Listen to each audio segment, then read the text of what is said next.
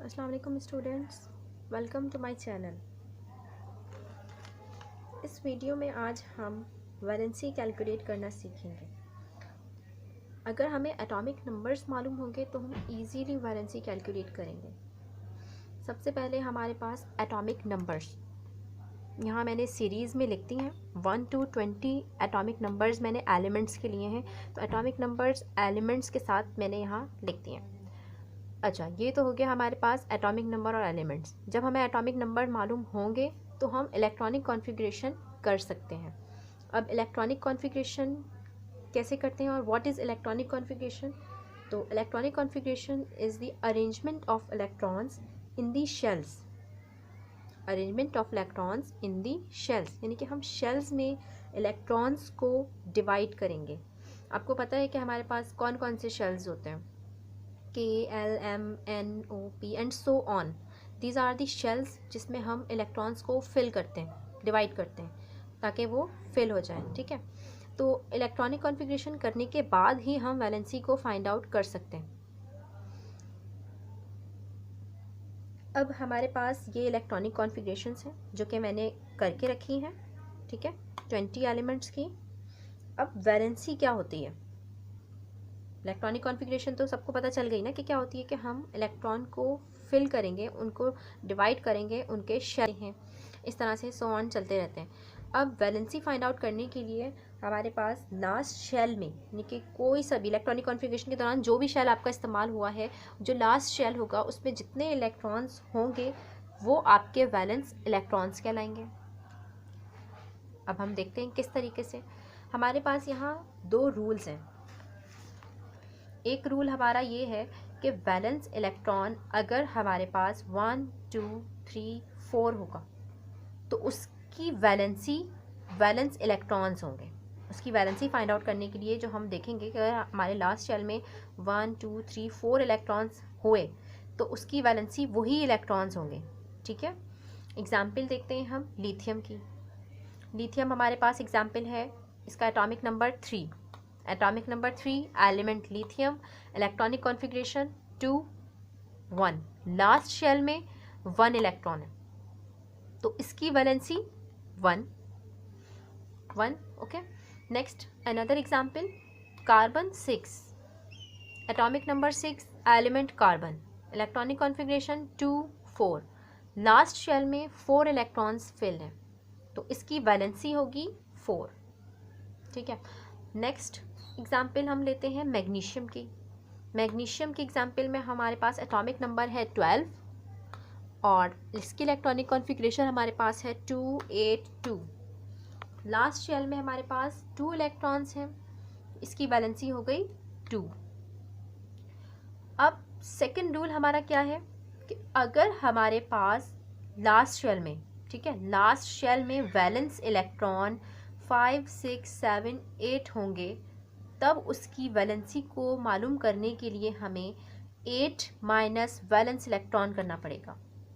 8 minus valence electron, यानी कि last shell में जितने भी इलेक्ट्रॉन होंगे उसको हम माइनस कर देंगे 8 से।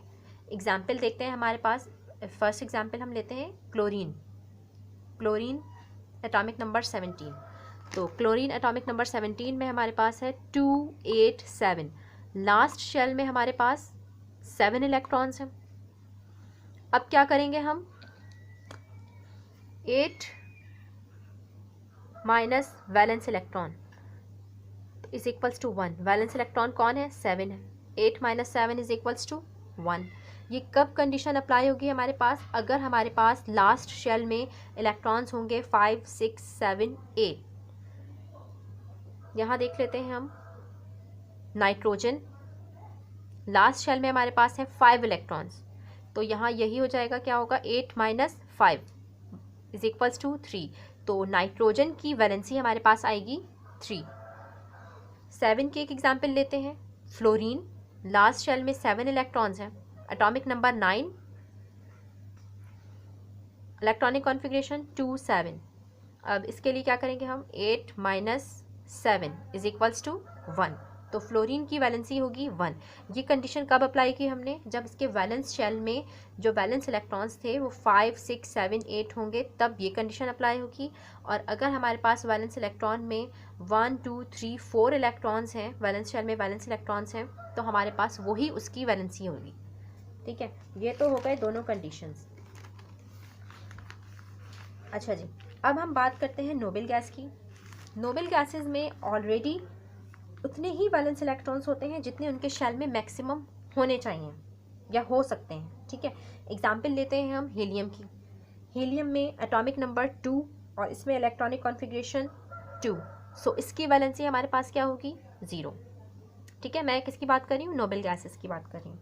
इसी तरह हम अनदर एग्जाम्पल ले लेते हैं नियॉन की। नियॉन की अनदर एग्जाम्पल में हमारे पास एटॉमिक नंबर 10 हो गया और नियॉन में 2 और 8 इसकी इलेक्ट्रॉनिक कॉन्फ़िगरेशन हो गई। तो यहाँ पर भी यही है क्या कि उसके ऑलरेडी जो वैलेंस इलेक्ट्रॉन्स है उस शेल में मैक्सिमम है, 8 जो है वो मैक्सिमम इलेक्ट्रॉन्स हैं, तो इसकी वैलेंसी भी क्या हो जाएगी, 0। इसी तरह हमारे पास आर्गॉन 288 लास्ट शेल में 8 इलेक्ट्रॉन्स, उसकी वैलेंसी क्या होगी, मैक्सिमम इलेक्ट्रॉन्स हैं, वैलेंसी क्या होगी, ये हो गई। अब इसमें हम ट्रेंड देख सकते हैं, मैक्सिमम कैसे इलेक्ट्रॉन्स हम देख रहे हैं 1 to 20 के लिए 1 0 1 2 3 4 3 2 1 0 1 2 3 4 3 2 1 0 की बात करें। नोबल गैसेस में हमारे पास 0 की वैलेंसी आएगी क्योंकि वहाँ पर इलेक्ट्रॉन्स मैक्सिमम फिल्ड हैं, वहाँ पर कोई गुंजाइश नहीं है।